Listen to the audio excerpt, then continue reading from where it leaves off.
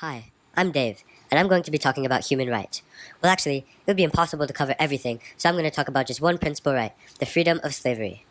The Oxford Dictionary would define human rights as rights that are believed to belong to every person. However, I would prefer to define it as standards or privileges that every living person is entitled to. Sounds simple, right? Think again. This is a very controversial topic that is debated upon and fought for day after day. Still don't believe me? Here, I'll show you. Mr. Richards, the headmaster of the British International School of Phuket, told me that I don't like the term human rights. I prefer human responsibilities. I believe that anyone who is born into this world should have the basic human rights, such as to be treated fairly or not to be afraid of who they are, whether in gender or whatever it is. I think that we should all have the same chance, but I don't think that we should get that opportunity without following our responsibilities and treating others the same as we want to be treated. the headmaster of a school is surely well educated, meaning that his perspective should be valued and is accurate and reliable. So, as I previously mentioned, the freedom of slavery is what I'll be talking to you guys about. Right number 4 of the Universal Declaration of Human Rights states that no one shall be held in slavery or servitude, and slavery and the slave trade shall be prohibited in all their forms. But again, that definition may be a little bit confusing to you guys and could be said in a more simple way that no one should be a slave or be forced to work in bad conditions. When you think of slaves, you probably imagine how it was in the 19th and 20th century, like the stories you hear in history class, right? Then you would probably say that those days are over. However, slavery still exists and is happening at this very second. The United Nations tells us that around 40.3 million people are held in modern slavery, meaning out of every 1,000 people, 6 of them are slaves. And of those slaves, 25% of them are children. Speaking of young people, I interviewed a young woman from Melbourne, Australia, who works for an organization called Elevate Education, who teach study skills all across the world. When I asked her what slavery was, she said, I am confident that everyone knows slavery is bad in this day and age, and that there is hope for change. However, this will only happen if people who are in power and people who do something about it is actually doing something about it, rather than just sweeping it under the rug and pretending it's not happening. In Australia and Melbourne, there is no slavery, but I know for a fact that people are underpaid, especially under the age of 18. If I remember correctly, minimum wage in Australia is $30,000 to $40,000 per year, which converts to around 20 to 22 Australian dollars per hour, which is about $15. If someone's being underpaid, I would suggest a place called WorkSafe. So, she seems like she has a good idea of what she's talking about, doesn't she? Everyone has a different idea about the topic, and that's why it's so debated upon. But she is what we would call a secondary resource. She has never had a first-hand encounter or experience with slavery or anything related to it.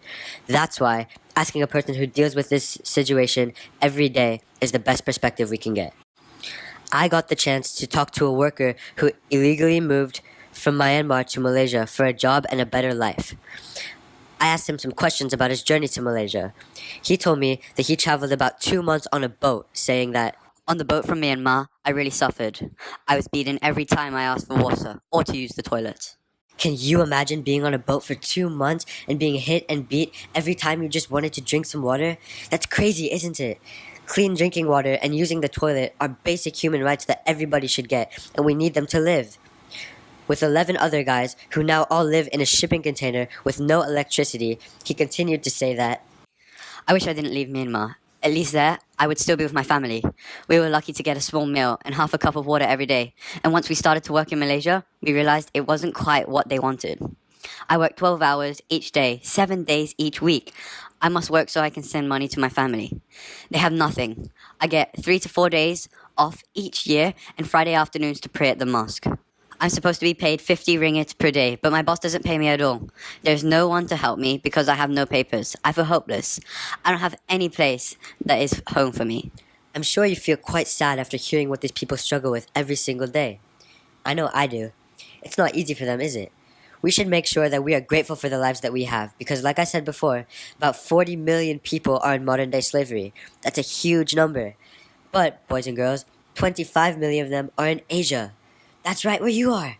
So remember to be thankful for all the blessings that you get. And if you ever get a chance to help someone out, then do it. Because now you know the difficulty that they're going through, and helping them out would mean the world to them.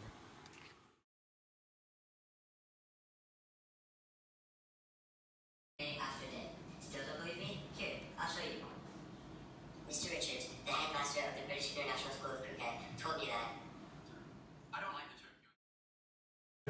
question? What you do? What's your question? Why would they take younger people than older? Like under? Like, why would they take children for slavery? Because that's a good question. Because Adults, you know how children, they don't really know about like the tricks that adults can do to them. So adults can trick them to work and like work really hard, and when they're supposed to be paid a lot, they actually get paid a lot less than what they're supposed to be, like deserve. So yeah. I learned that like 40.3 billion people are still enslaved now, and 25% of that is in Asia. It's a lot of people. Yes. Yeah, I learned, because I lived in Malaysia and there's a lot of foreign workers, and I didn't realise that when they came across they were treated that badly, or that's how they were transported. Yeah, that's pretty crazy. Yeah.